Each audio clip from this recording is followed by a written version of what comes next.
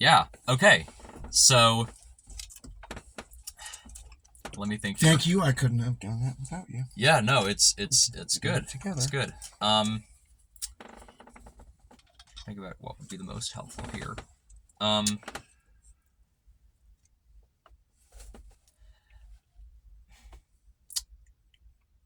Do you happen to have that that book, the tenor sax book? Actually, we'll use that another lesson. Okay, so I think that it's probably time to teach you another scale with a couple new notes. And this is actually, you'll be able to learn a 2-octave scale by the end of this, and that'll make sense soon. So, this scale is the, which scale will this be? This scale is the,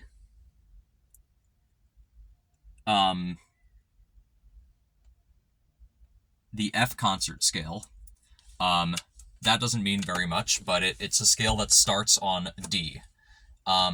So right, D, so is that, and there is an octave key, but there's also low D as well, which is just D without the octave key.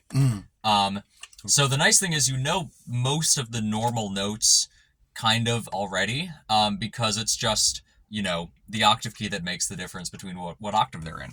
So, but we're still going to go through them one at a time of this scale.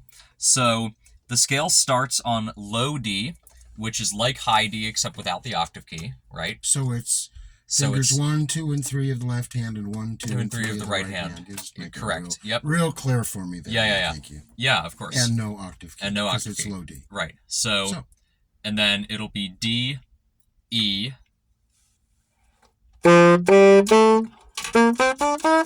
Yeah, it'll be so D, E is which one? E is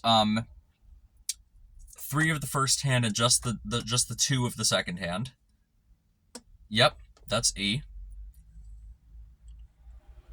And then F sharp, you already know. Yep. And then G, A. And this is F, right? That's F, yeah. But this scale only has F sharp. This is E.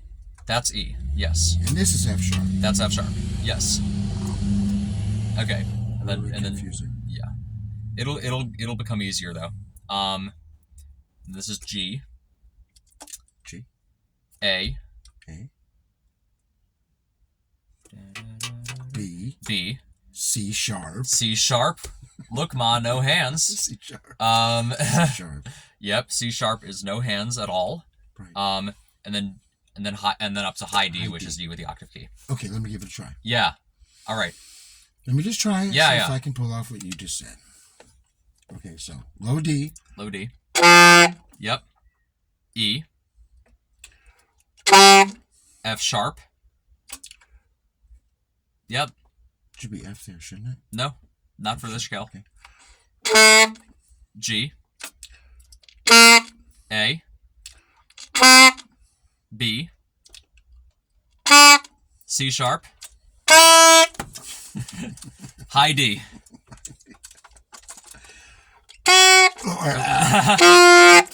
Nice. Good. Let's see if I can put that all together. Yep. Make sure you're not puffing your cheeks also. So it's D. Mm-hmm. D. Low D. Yep. E. Yep. F sharp. F sharp.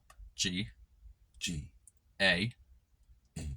B. B. C sharp. C sharp. High D. High D. But the key of D is D, E, F, G, A, B, C sharp, D. Not on the saxophone it ain't. Why are you throwing that extra F sharp in there? Because it's D major. It sounds listen. No, I'm sure it sounds right. Doesn't that sound right? Sounds great to me. Okay, let me try it. Separating the notes, not puffing out my cheeks too much. Yeah, correct.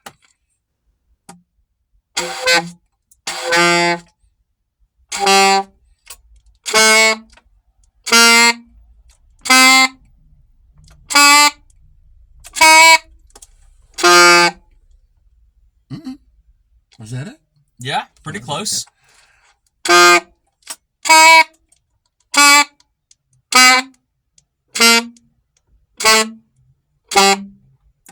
But you know you're still puffing out your cheeks, and you're doing it more than you were earlier. Sorry, so keep them tight.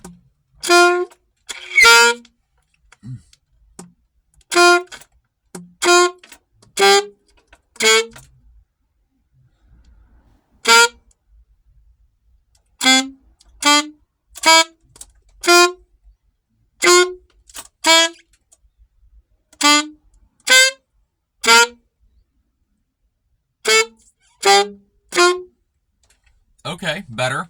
Your one thing you'll notice is that sometimes your cheeks are so tight that it's difficult to go down the octave, but that's just something you'll get better at with time. So that's good for now. Can we try one more time? Sure, let's try it one more time. Puff out my cheeks again.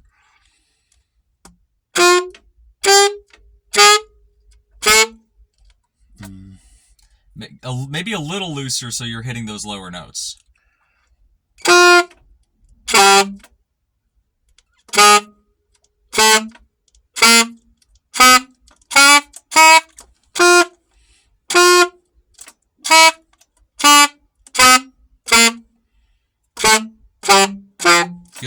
Good.